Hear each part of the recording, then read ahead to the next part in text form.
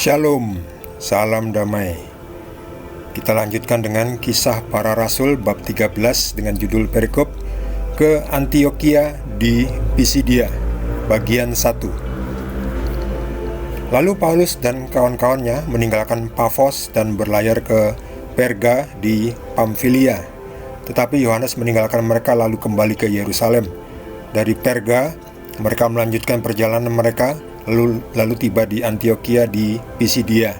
Pada hari Sabat mereka pergi ke rumah ibadat lalu duduk di situ. Setelah selesai pembacaan dari hukum Taurat dan kitab nabi-nabi, pejabat-pejabat rumah ibadat menyuruh bertanya kepada mereka, "Saudara-saudara, jikalau saudara-saudara ada pesan untuk membangun dan menghibur umat ini, silakanlah." Maka bangkitlah Paulus. Ia memberi isyarat dengan tangannya lalu berkata, "Hai orang-orang Israel dan kamu yang takut akan Allah, dengarkanlah. Allah umat Israel ini telah memilih nenek moyang kita dan membuat umat itu menjadi besar ketika mereka tinggal di Mesir sebagai orang asing. Dengan tangannya yang luhur ia telah memimpin mereka keluar dari negeri itu. 40 tahun lamanya ia sabar terhadap tingkah laku mereka di padang gurun. Dan setelah membinasakan 7 bangsa di tanah Kanaan, ia membagi-bagikan tanah itu kepada mereka untuk menjadi warisan mereka selama kira-kira 450 tahun. Sesudah itu, ia memberikan mereka hakim-hakim sampai pada zaman Nabi Samuel. Kemudian mereka meminta seorang raja dan Allah memberikan kepada mereka Saul bin Kish dari suku Benyamin 40 tahun lamanya. Setelah Saul disingkirkan, Allah mengangkat Daud menjadi raja mereka. Tentang Daud, Allah telah menyatakan, "Aku telah mendapat Daud bin Isai, seorang yang berkenan di hatiku dan yang melakukan segala kehendakku. Dan dari keturunannya lah, sesuai dengan yang telah dijanjikannya, Allah telah membangkitkan juru selamat bagi orang Israel, yaitu Yesus." Menjelang kedatangannya, Yohanes telah menyerukan kepada seluruh bangsa Israel supaya mereka bertobat dan memberi diri dibaptis. Dan ketika Yohanes hampir selesai menunaikan tugasnya, ia berkata, "Aku bukanlah dia yang kamu sangka, tetapi ia akan datang kemudian daripadaku. Membuka kasut dari kakinya pun aku tidak layak. Hai saudara-saudaraku, baik yang termasuk keturunan Abraham maupun yang takut akan Allah, kabar keselamatan itu sudah disampaikan kepada kita. Sebab penduduk Yerusalem dan pemimpin-pemimpinnya tidak mengakui Yesus. Dengan menjatuhkan hukuman mati atas dia, mereka menggenapi perkataan nabi-nabi yang dibacakan setiap hari Sabat. Dan meskipun mereka tidak menemukan sesuatu yang dapat menjadi alasan untuk hukuman mati itu, namun mereka telah meminta kepada Pilatus supaya ia dibunuh. Dan setelah mereka menggenapi segala sesuatu yang ada tertulis tentang dia, mereka menurunkan dia dari kayu salib, lalu membaringkannya di dalam kubur. Tetapi Allah membangkitkan dia dari antara orang mati. Dan selama beberapa waktu, ia menampakkan diri kepada mereka yang mengikuti dia dari Galilea ke Yerusalem. Mereka itulah yang sekarang menjadi saksinya bagi umat ini." Demikianlah sabda Tuhan. Perikop ini bersambung ke bagian kedua, karena ada banyak ayatnya, ada 18 ayat. Jadi saya potong biar tidak terlalu panjang. Ke Antiokhia dari Pisidia. Sebetulnya di mana ini ya? Antiokhia di Pisidia. Jadi setelah meninggalkan Pafos itu di Siprus. Jadi ini Yerusalem di sini. Ini Antiokhia. Ini Siprus. Ini Pafos. Oh, dari sini, dari Pafos ini pergi ke Perga.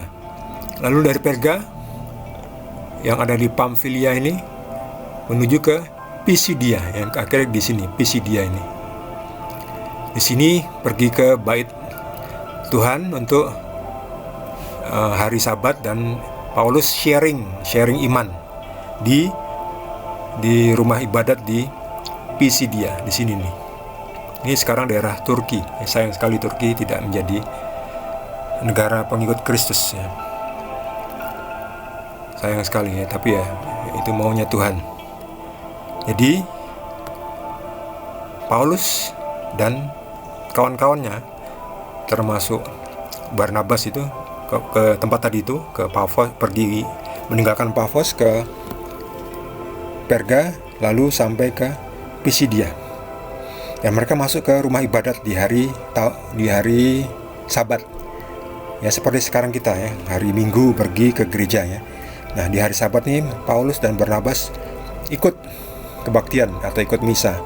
Dan di sana dia diminta untuk sharing iman. Jadi Paulus ini bangkit lalu sharing. Dimulailah menjelaskan mengenai Yesus Kristus, dimulai dari keluaran Israel dari tanah Mesir dan mengembara di padang gurun selama 40 tahun lamanya. Ya kenapa 40 tahun? Karena ya orang Israel waktu itu sangat bertingkah, orangnya banyak tingkah. Jadi Tuhan membawa mereka selama 40 tahun. Kalau orangnya taat itu bisa langsung cepat sampai ke tanah Kanaan, tanah terjanji. Tetapi karena orang Israel waktu itu tidak taat, jadinya diputar-putar di padang gurun selama 40 tahun. Banyak sekali, lama sekali. Dan setelah 40 tahun itu dibinasakan ada 7 bangsa di tanah Kanaan, supaya tanah itu bisa dibagi-bagikan kepada orang Israel sebagai warisan bagi mereka. Jadi ya itu memang ya, dari setelah zaman keluaran dari Mesir itu, tanah Kanaan itu memang untuk orang Israel ya, dibagi-bagi tanah itu kepada mereka untuk menjadi warisan mereka.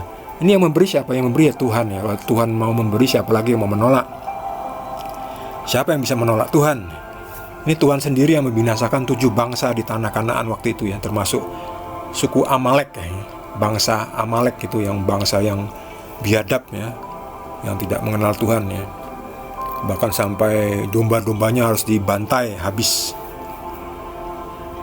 Lalu di situ selama kira-kira 450 tahun mereka tinggal di situ, dan setelah itu mulai datang zaman hakim-hakim ya, sampai ke zaman Samuel.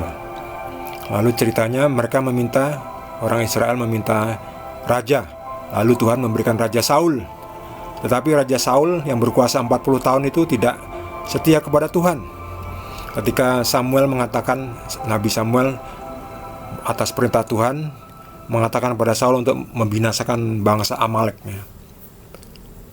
Tapi Saul tidak taat. Akhirnya Saul digantikan oleh Daud. Dan Daud ini akhirnya nanti yang akan menurunkan Yesus, yang adalah juru selamat bagi orang Israel dan bagi kita semua. Karena akhirnya nanti Tuhan Yesus ditolak oleh orang-orang di Yerusalem, orang-orang Yahudi. Sebab penduduk Yerusalem dan pemimpin-pemimpinnya tidak mengakui Yesus, bahkan menjatuhkan hukuman mati. Maka keselamatan itu ditawarkan kepada kita karena mereka menolak. Orang Yerusalem, orang-orang Yahudi dan pemimpinnya tidak mengakui Yesus. Oleh karena itu, kabar keselamatan itu sudah disampaikan kepada kita semua. Akhirnya nanti Paulus pergi sampai ke Roma, mewartakan ajaran Kristus sampai ke Italia, ke Roma.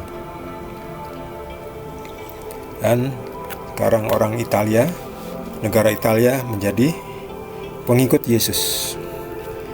Dan gereja Vatikan pun, di mana nanti terdapat makam Petrus, Santo Petrus, ada di bawah gereja Basilika dari Santo Petrus sampai sekarang. Sekarang itulah kita sekarang gantian menjadi saksinya, kembali mewartakan kabar keselamatan yang dari Tuhan, kabar akan penghapusan dosa.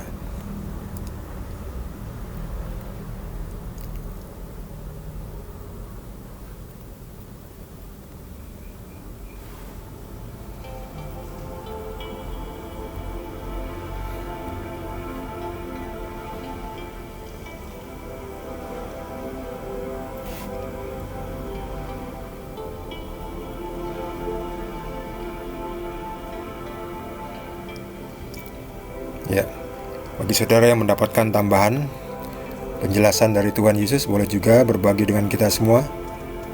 Bagi yang belum subscribe, jangan lupa di subscribe dan juga di like. Kita akan lanjutkan dengan perikop berikutnya dari Kisah Para Rasul. Terima kasih, Tuhan Yesus berkati kita semua.